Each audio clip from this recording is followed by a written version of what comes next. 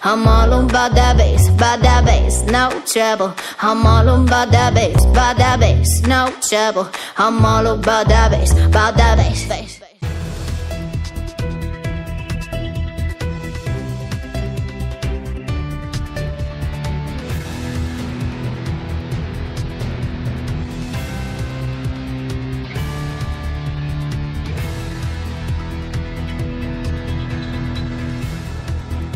Bienvenue à tous, c'est une poignée de main historique, une première depuis 70 ans entre un président américain et un dirigeant nord-coréen. Donald Trump et Kim Jong-un se sont rencontrés cette nuit sur l'île singapourienne de Sentosa. Un document commun a été signé. Il est écrit que Pyongyang s'engage pour une dénucléarisation complète. De son côté, Washington va fournir des garanties de sécurité à la Corée du Nord. Un document inattendu qui laisse présager sans doute un développement économique de la péninsule. Alors justement, comment la Corée du Nord peut-elle opérer son réveil économique? C'est le premier sujet des décodeurs atlantiques. Vos décodeurs ce matin, Amine Diori, bonjour. Bonjour André. Vous êtes économiste, responsable PME chez Inforisque Dun & Bradstreet. Frédéric Michel Chevalier également avec nous ce matin, bonjour. Bonjour Landry, bonjour Amine. CEO de Legal e-Services Maroc. En deuxième partie d'émission, nous parlerons start-up. De nouveaux acteurs et de nouvelles mesures de financement ont fait leur apparition ces derniers mois au Maroc. Ce paquet de mesures de financement était au cœur d'une réunion de 250 chefs d'entreprise et partenaires du Technopark la semaine dernière. Ce paquet de mesures est-il suffisant au Maroc? Où en sommes-nous dans le financement des startups? C'est ce que nous verrons à partir de 10h45. Les décodeurs atlantiques, votre émission de décryptage de l'actualité. Réaction, questions sur la page Facebook ou bien sur Twitter avec le hashtag LDA. C'est parti. Une dénucléarisation complète du côté de Pyongyang, une aide sécuritaire des États-Unis. Voilà le bref résumé de ce sommet historique. C'est gros, très gros, faut-il y croire, Frédéric Michel Chevalier? Vous savez, tout est basé sur la confiance. Je pense qu'il y a une vraie volonté d'aboutir à un accord. Maintenant, il faut être sûr qu'on ne soit pas dans une partie de poker menteur. Du côté nord-coréen, la parole des États-Unis ne vaut pas grand-chose et on a un peu ils sont hantés par l'exemple de Kadhafi qui avait dénucléarisé et qui après était renversé. Après, côté américain, où j'inclus aussi disons occidentaux avec le Japon et la Corée du Sud, on peut être surpris un peu de ce revirement brusque. Il faut se souvenir qu'il y a encore quelques mois à peine, on était dans un discours d'une agressivité on avait une bataille de boutons entre les deux dirigeants. J'ai un bouton nucléaire assez gros, plus gros que le tien. Voilà, c'est ça. Et finalement, pas beaucoup d'état d'âme à l'idée de détruire la planète, le cas échéant. Donc voilà, maintenant, il y a un principe de réalisme. Il se peut aussi que la Corée, parce qu'on sait assez peu de choses sur l'état du régime de la Corée du Nord, la Corée soit à bout de souffle, hein, ce serait pas la première dictature qui s'effondrerait par l'économie, et que au bout du compte, il y a une obsession claire de la sécurité du régime, mais peut-être que la survie, parce que c'est pas seulement la sécurité, c'est la survie du régime, pour notre ami Kim, passe par justement sortir de cette escalade et redonner un petit peu d'oxygène économique. Alors personne ne s'attendait à la signature d'un document commun. Ça n'est pas un accord, hein, c'est un document commun qui vaut ce qu'il vaut, mais il n'y a pas d'agenda clair et net et on ne parle pas de dénucléarisation totale. On parle de processus de dénucléarisation dans ce document. Donc pour l'instant, c'est pas à 100% gagné pour Donald Trump. Néanmoins, il a parlé d'une réunion fantastique. Le président américain Amine Diori, oui. Peut-être qu'on survend du côté de Donald Trump. Il n'empêche aujourd'hui. Effectivement, c'est peut-être un enjeu de survie, mais aussi un enjeu de développement économique qui se joue pour la Corée du Nord dans les prochains mois, dans les prochaines années. Alors c'est vrai que des deux côtés, que ce soit de la Corée du Nord ou des États-Unis, c'est vrai qu'il y a un enjeu, et pour moi qui est économique, évidemment. Frédéric Michel en a parlé, la survie du régime coréen, ça c'est une évidence. On a très peu de chiffres aujourd'hui officiels sur ce pays. Un chiffre qui était paru en 2016 à partir de la Banque centrale sud-coréenne parlait d'un taux de croissance de presque 4%. C'est tout ce qu'on peut avoir aujourd'hui sur l'économie nord-coréenne. Du côté des États-Unis, je citerai une phrase quand même de Donald Trump qui voyait en la Corée du Nord une future grande puissance industrielle et économique. Donc voilà. Et puis clairement, il y a un enjeu qui est derrière tout ça. Il y a les entreprises américaines qui sont intéressées par ce qu'offre aujourd'hui la Corée du Nord, à savoir une main d'œuvre peu chère, et surtout des minéraux qui sont très intéressants pour les États-Unis, notamment certaines qui sont extrêmement rares, notamment pour les entreprises de la nouvelle technologie, notamment en matière de fabrication de puces. Tiens, donc là on va avoir des grands géants qui vont vouloir fabriquer davantage de smartphones à moindre coût, peut-être qui vont venir s'implanter en Corée du Nord. Prochaine étape, des Chinois, des Américains. Bien sûr, mais il faudrait aussi ajouter une chose. Quel pays est à l'origine du rapprochement entre la Corée du Nord et les États-Unis? C'est la Corée du Sud.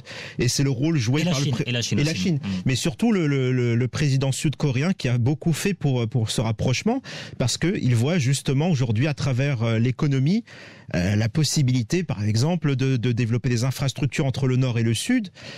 L'idée, c'est quoi à terme? Ça n'est que mon avis, mais je pense que on est sur un scénario, un rapprochement entre ce qui s'est passé en 89 entre la RDA et la RFA. Sauf que là, ça avait été un peu trop brutal. Il y avait un écart monstrueux entre la République démocratique allemande et la RFA. Aujourd'hui, on veut essayer de mettre à niveau davantage, je pense, la Corée du Sud, c'est l'objectif, la Corée du Nord, pardon, pour un rapprochement, à mon avis, futur avec son voisin du Sud. Ouais, rapprochement, mais il y aura la pas réunification d'unité, en tout cas, ça serait plus compliqué, je pense, parce que dans l'état actuel des choses, oui, bien sûr. Dans l'état actuel des choses, elle serait plus compliquée, mais c'est vrai que de toute façon, il y a une Corée et c'est comme tous les peuples séparés en deux. C'est vrai aussi que restaurer les chemins de fer nord-coréens, ça ouvrirait de nouvelles routes d'exportation pour la Corée du Sud.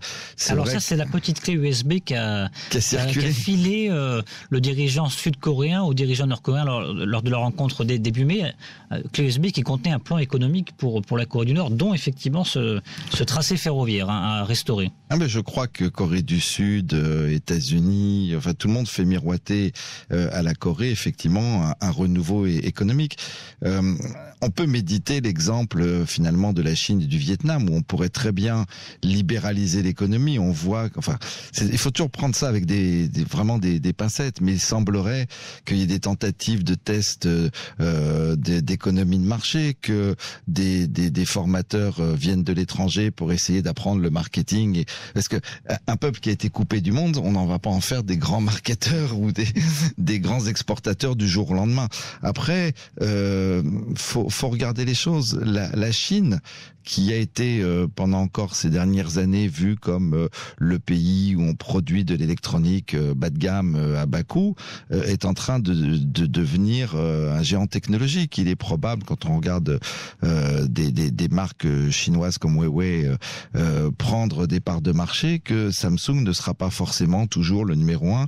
Et donc il va bien falloir trouver les usines tournevis de demain, comme la Corée l'était pour la Corée du Sud l'était pour le Japon, la Chine par la suite pour la Corée du Sud et les autres. Il va falloir retrouver cet atelier du monde. Si en plus il y a des minerais et qu'on peut produire, des minerais rares, et il y en a à peu près 200 je crois, oui. Et qu'on peut produire la génération de microprocesseurs de demain dont on aura de plus en plus besoin avec l'intelligence artificielle, ça vaut peut-être la peine de se mettre d'accord.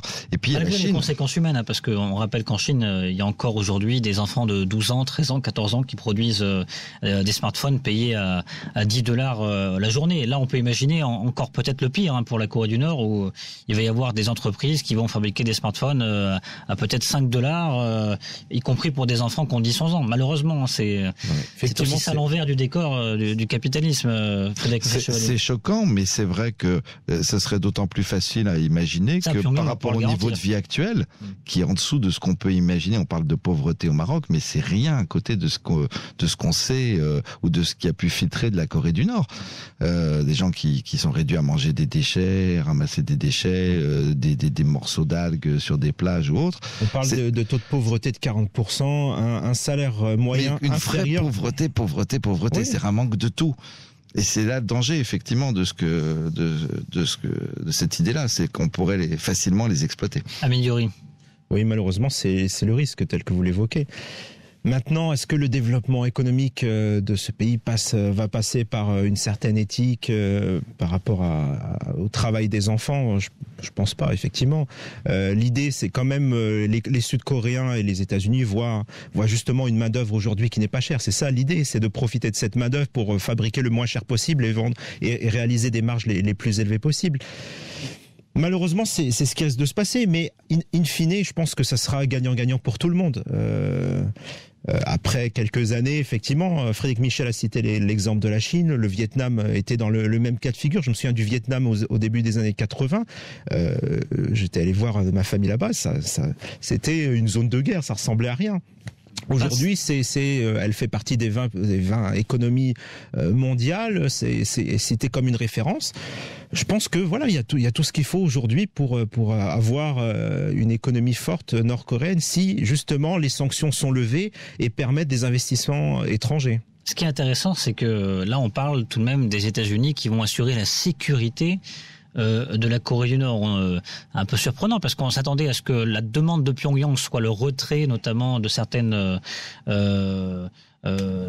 positions américaines en Corée du Sud et qui longent les positions nord-coréennes. Ça n'a pas été demandé apparemment. Là, on parle carrément d'un soutien militaire, sécuritaire de la part de Washington envers Pyongyang.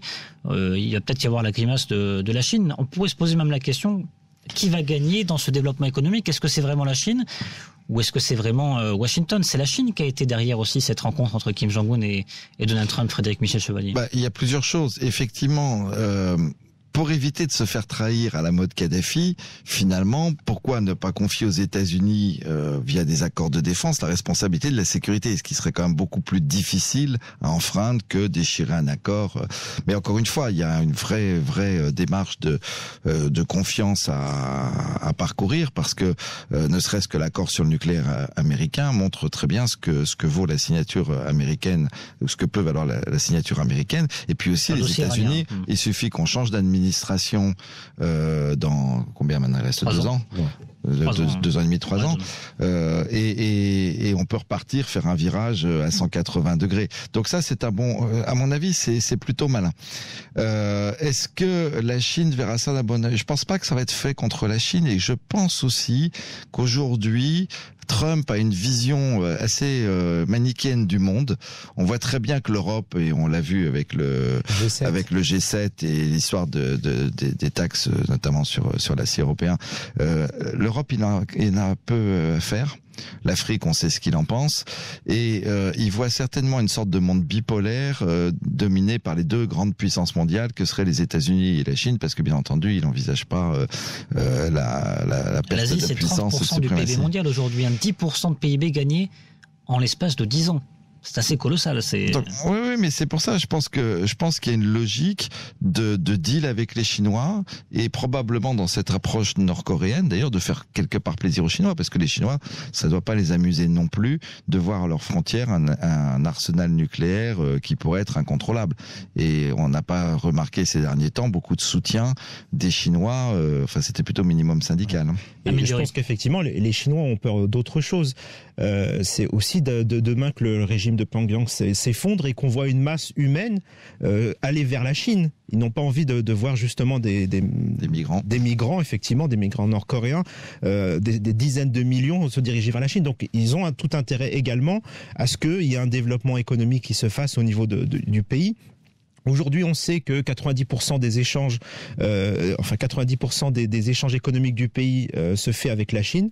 Donc, c'est vrai que voilà, je pense qu'il y a tout intérêt à ce que la Corée du Nord se développe avec d'autres pays autour de lui et qu'elle ne dépende plus uniquement de la Chine. Bon, pour la Corée du Sud, il y a peut-être un premier fait qui va très rapidement se débloquer, c'est la zone industrielle de Kaesong, qui est un symbole entre la Corée du Nord et la Corée du Sud, qui a été mise en sommeil, exploitée entre 2004 et 2016, mise en sommeil depuis 2016.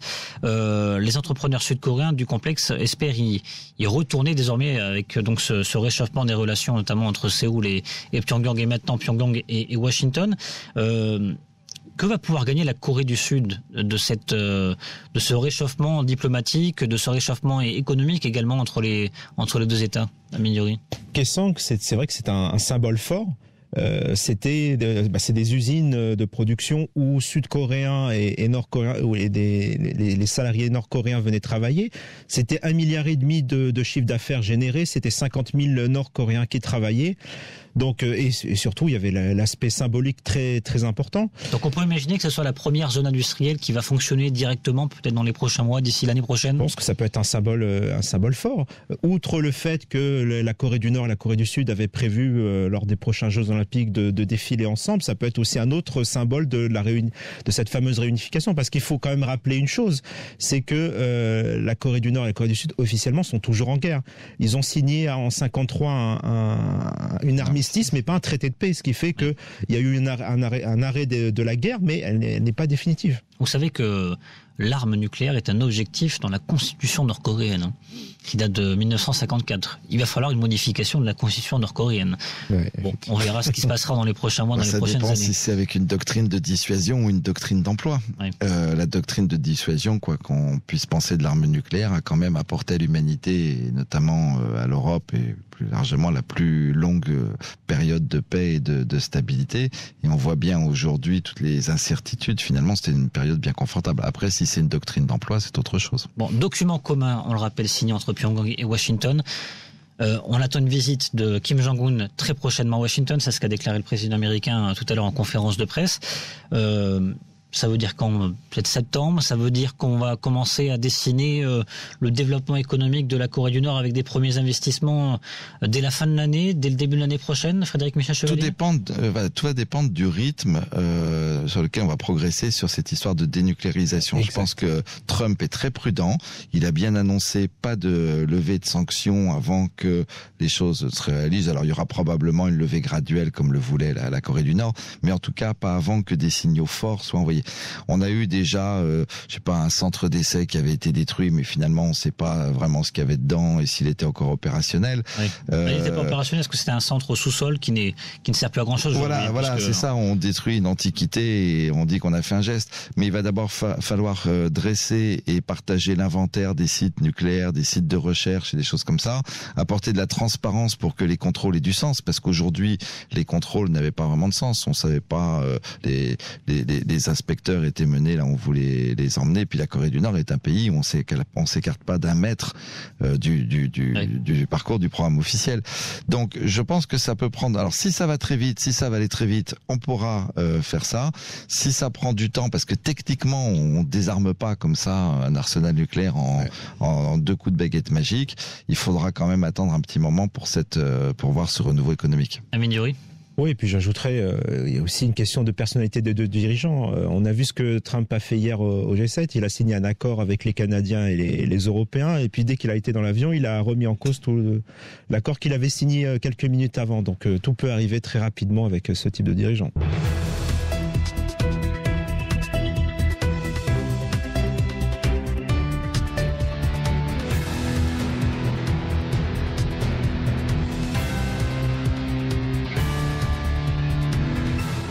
La suite des décodeurs atlantiques ce matin, bienvenue à tous. Nous sommes toujours avec Amine Youri, rebonjour. Bonjour. Économiste et responsable PME chez Inforisk Dun & Bradstreet. Frédéric Michel-Chevalier également avec nous ce matin.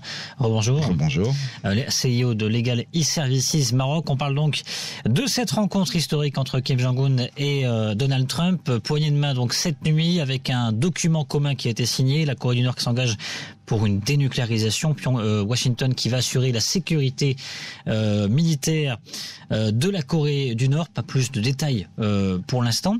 On s'interrogeait sur comment va s'opérer le réveil économique de la Corée du Nord. On a vu en première partie qu'il y avait 200 minerais, dont certains très rares, qui vont pouvoir servir des géants de la technologie, notamment dans la fabrication de smartphones, de téléviseurs, qui sont implantés en Chine, en Corée du Sud également.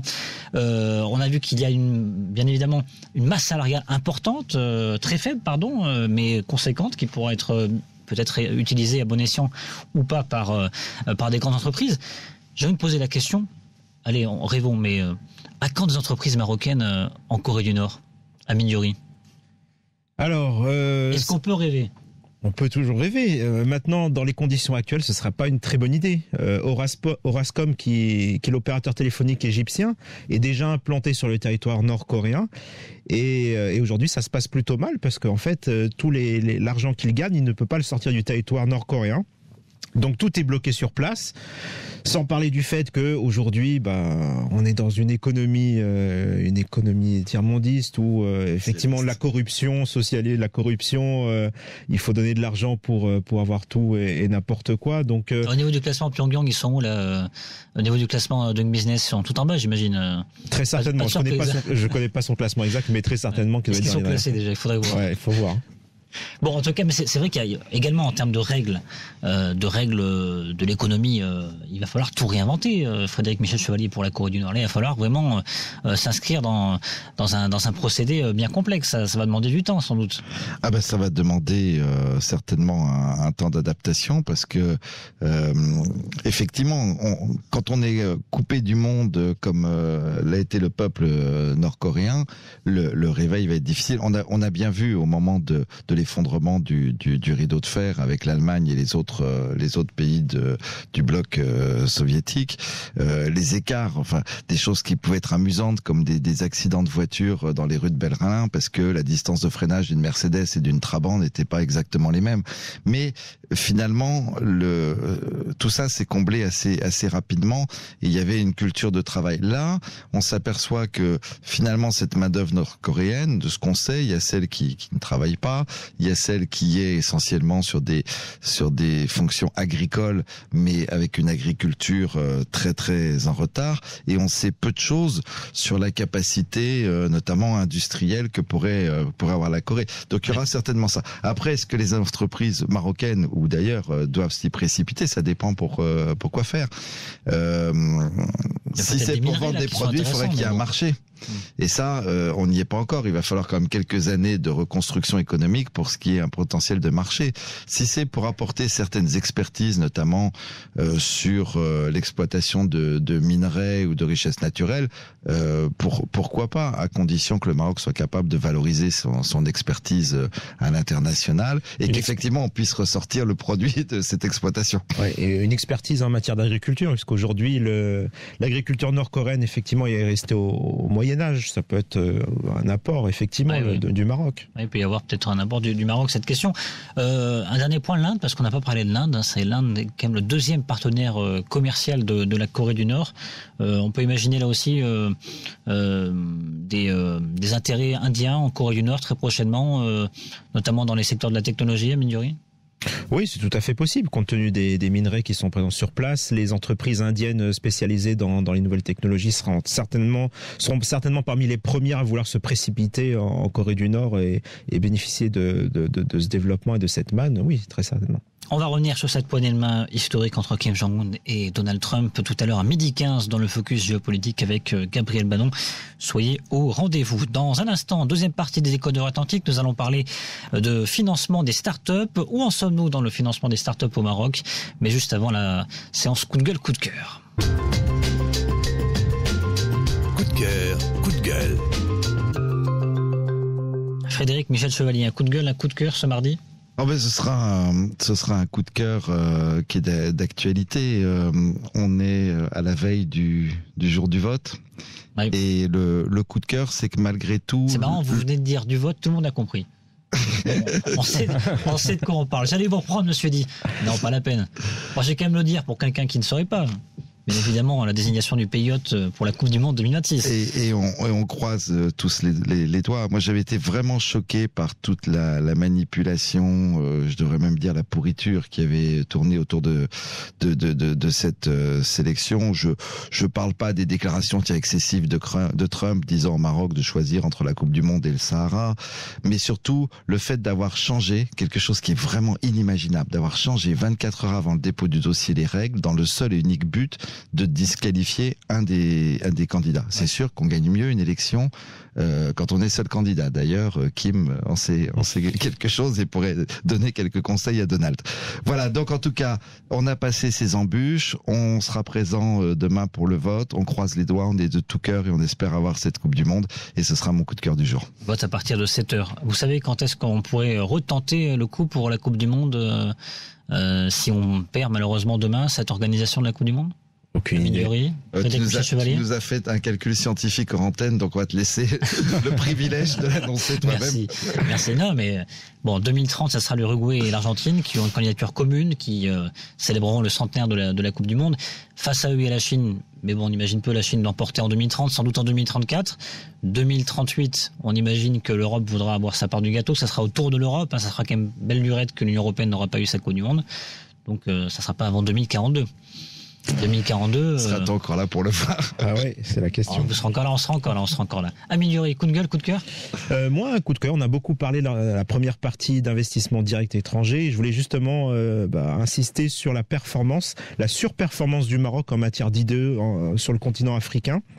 Une étude de la CNUSET qui est sortie il y a quelques jours, qui mettait en avant que les IDE au Maroc ont progressé de 23% pour s'établir à presque 3 milliards de dollars. On est encore loin de l'Égypte qui est leader en matière d'IDE sur le continent africain. Mais globalement, le Maroc est quasiment le seul pays à avoir une croissance positive en matière d'IDE. Donc c'est une excellente chose. Ça met en avant la politique industrielle du pays qui est aujourd'hui très positive. Un peu de boum au cœur. 10h43 sur Atlantique Radio, place à notre deuxième sujet dans la décodeur Atlantique.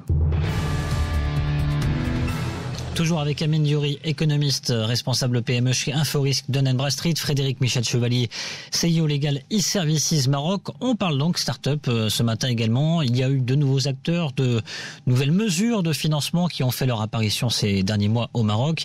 Un paquet de mesures de financement qui était au cœur d'une réunion débat de 250 chefs d'entreprise et de partenaires de Technopark la semaine dernière. Ce paquet de mesures est-il suffisant au Maroc? Où en sommes-nous dans le financement des start-up? C'est ce que nous allons voir dans cette deuxième partie. Juste avant, il y avait des résultats chiffrés sur le Technopark, les startups qui ont été incubées par le Technopark, des résultats qui montrent que le Maroc n'a pas totalement à rougir en matière d'initiative, de création d'écosystèmes, Amine Diori. Oui, tout à fait. Alors aujourd'hui, en matière d'accompagnement, le Technopark accompagne 300 entreprises, sachant que depuis sa création, on en a accompagné plus de 1000. Les chiffres sont vraiment intéressants. Effectivement, près de 45% des entreprises accompagnées font un chiffre d'affaires inférieur à 1 million de dirhams, mais le reste, il y a 35% qui font entre 1 et 5 millions et 17% qui font plus de 10 millions de dirhams de chiffre d'affaires. Donc c'est quand même pour des entreprises qui sont en démarrage, ça prouve que voilà, il y a eu un bon accompagnement, une validation du business model. Ça prouve que ces entreprises bien accompagnées peuvent grandir assez rapidement. Et on n'a pas trop de défaillance également. On a un taux de résistance assez important. Je ne sais pas si vous avez le chiffre, je l'ai oublié, mais je crois qu'il frôle les 60%, non, c'est ça, 70%. Il est effectivement très élevé le taux de survie de ces entreprises-là, mais c'est aussi dû à l'effet d'accompagnement et de financement de ces entreprises. Bon, Frédéric Michel Chevalier.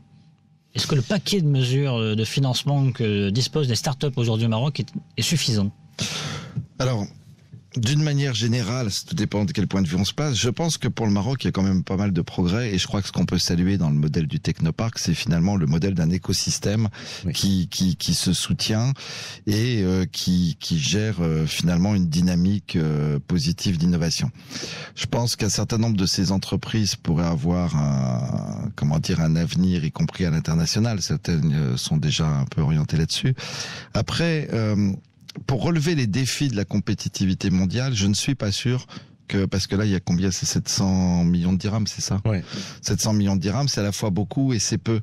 Quand je regarde c'est dans le cadre du fonds d'Innovinvest, les différentes étapes, l'amorçage, on a parfois des financements qui vont servir à financer une mission à l'extérieur. On est sur des financements de 100 000 dirhams ou des choses comme ça. Si on parle vraiment de nouvelles technologies, ça risque d'être insuffisant. C'est vrai que au Technopark, en mobilisant des acteurs comme Salesforce, IBM, Microsoft, on abaisse le ticket de R&D parce qu'il y a une aide technologique qui est fournie. Mais quand on regarde, ne serait-ce que, je vais prendre la France, je vais pas prendre les États-Unis parce que là on partirait dans des sommes stratosphériques. Mais quand on voit nous dans notre univers de la Legal Tech des boîtes qui arrivent à lever 14 millions d'euros. Je pense à des boîtes comme Captain Contrat, par exemple, qui est un générateur de contrats. On va être très très loin du compte. Et l'importance aussi, ça fait 2 ans que j'observe, enfin 3 même, que j'observe le marché marocain, c'est de permettre à ces sociétés innovantes de partir à l'international. Et je suis persuadé que finalement, une des clés de croissance des entreprises innovantes au Maroc, c'est de viser directement les marchés étrangers avant même de chercher à viser forcément le marché marocain.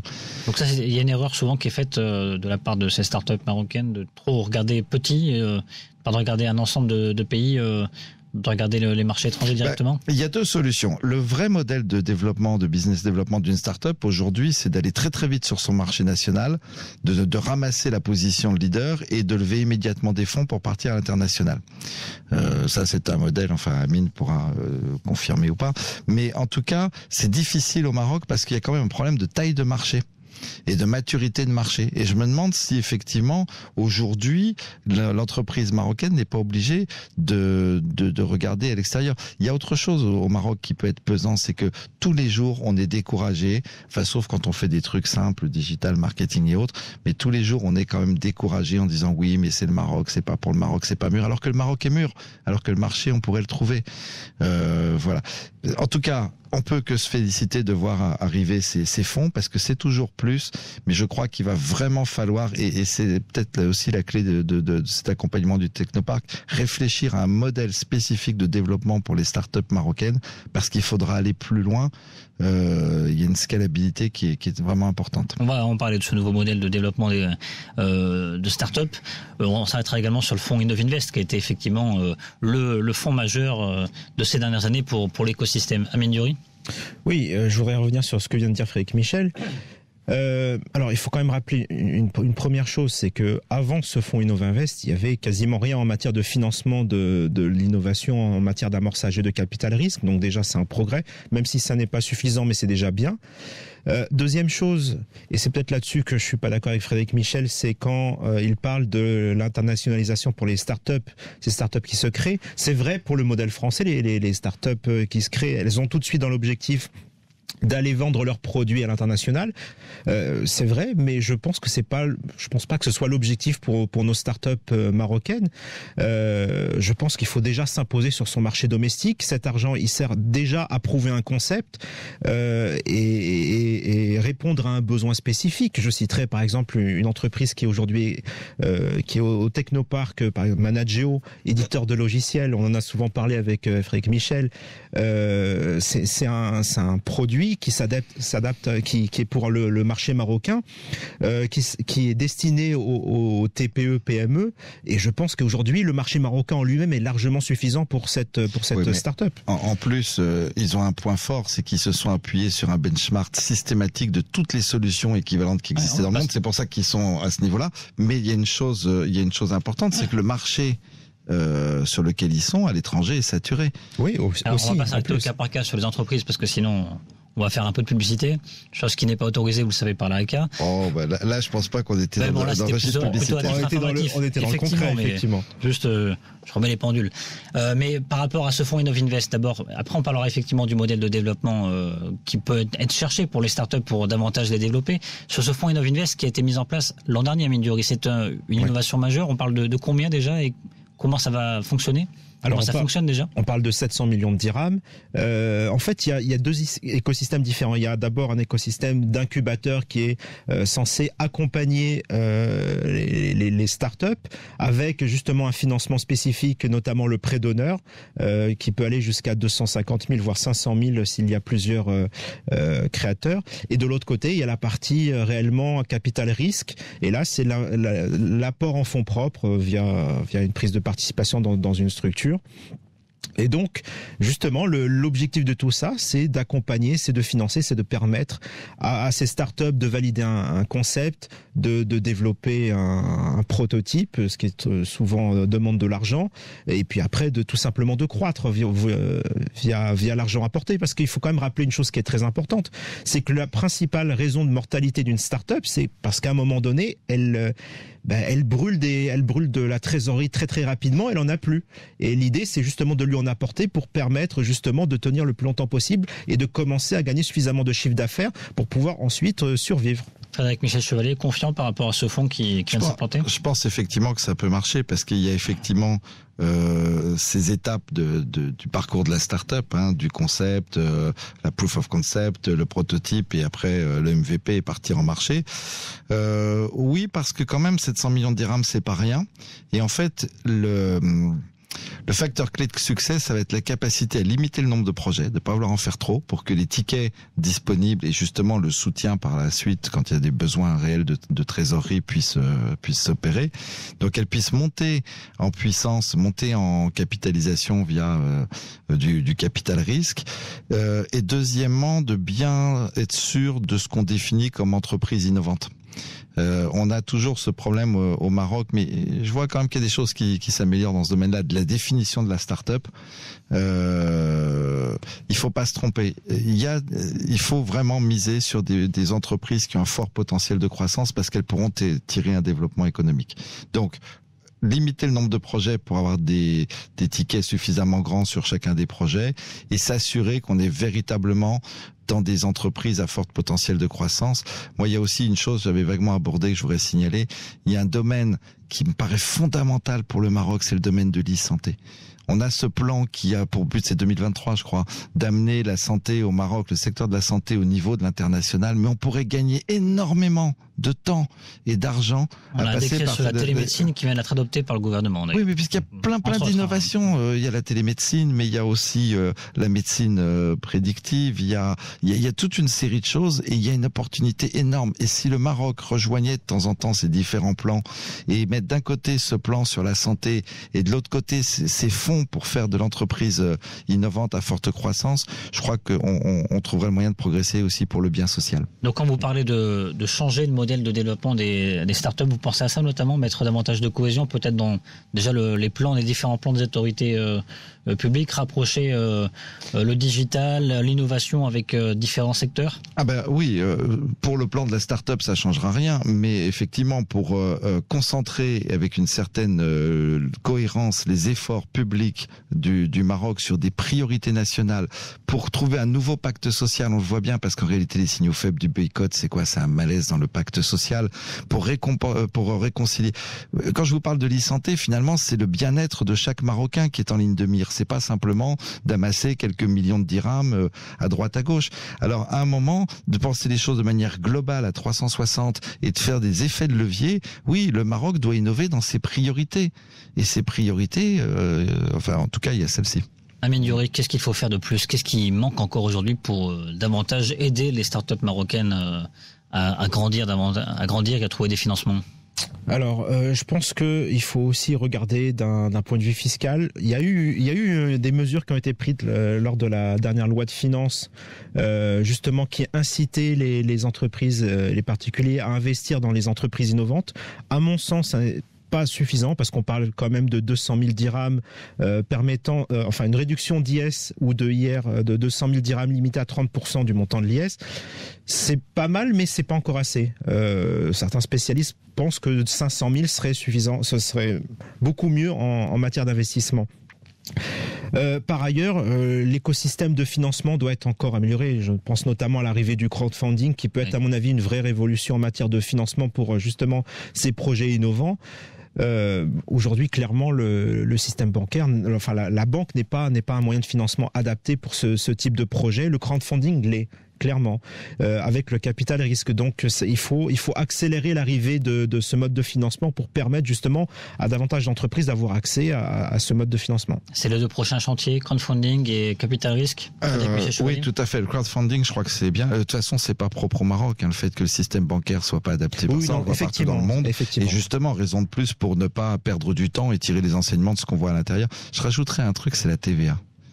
Parce que c'est extraordinaire. Le fait qu'on ne récupère pas la TVA, maintenant, au bout d'un an, si on n'a pas récupéré sa TVA, c'est perdu. C'est choquant. De point de vue de ce qui se passe. Parce que la TVA se récupère pour les entreprises et que quand il y a un crédit de TVA de l'État rembourse. Donc c'est important pour une start-up. Je vais pas me faire que des amis en disant ça, mais c'est un principe. Mais pour une petite entreprise ou une start-up qui investit, c'est énorme. C'est 20%. Oui. C'est énorme. Et cet argent-là serait mieux redirigé dans sa R&D, dans ses investissements, que perdu comme ça dans les caisses de l'État. Donc ça, mais c'est sûr, je crois beaucoup au crowdfunding. Alors j'ai cru comprendre que le projet de loi avançait, mais que ça mettrait peut-être un peu plus de temps qu'il n'y paraissait. Ce serait une bonne manière de créer une dynamique aussi. Et qu'est-ce qu'on peut créer comme start-up avec le crowdfunding? Tout type de start-up, crowdfunding n'a pas de limite, ou ça s'adresse plutôt à des initiatives qui sont assez réduites en termes de ça a commencé avec des initiatives un peu de microfinancement, puis on voit qu'il y a des financements très considérables qui ont pu être montés avec le crowdfunding. Le marché marocain n'est pas trop petit en soi, on peut s'adapter ou...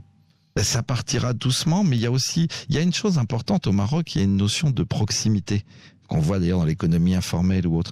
Imaginez, alors je parle pas de start-up là, mais simplement la petite entreprise qui est montée par un financement ne serait-ce que de proximité à niveau du quartier, de gens qui se connaissent via des plateformes de crowdfunding, on crée un esprit.